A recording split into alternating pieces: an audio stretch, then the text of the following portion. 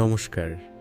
আজ আমরা দেখব কিভাবে এই সুন্দর কোকো ফল থেকে তৈরি হয় সবার প্রিয় চকোলেট। প্রথম ধাপ হলো পাকা ফল পেড়ে সাবধানে ভেঙে ভেতরের বীজগুলো বের করে নেওয়া। এই বীজগুলোকে 5 থেকে 7 দিন কলাপাতায় ঢেকে ফার্মেন্ট বা গাঁজানো হয়। এটাই চকোলেটের আসল স্বাদ তৈরি করে।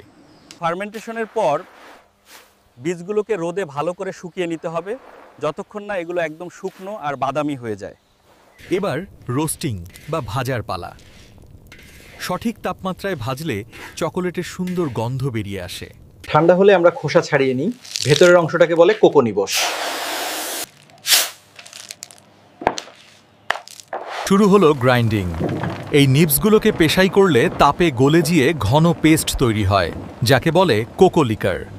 এবার এতে মেশানো হয় চিনি ও অন্যান্য উপকরণ।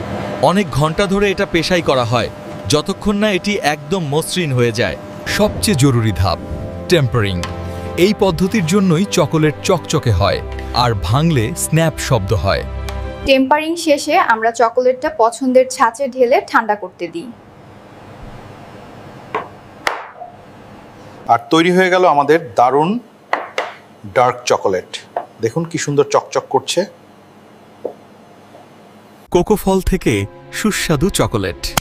আশা করি এই যাত্রা আপনাদের ভালো লেগেছে। ধন্যবাদ।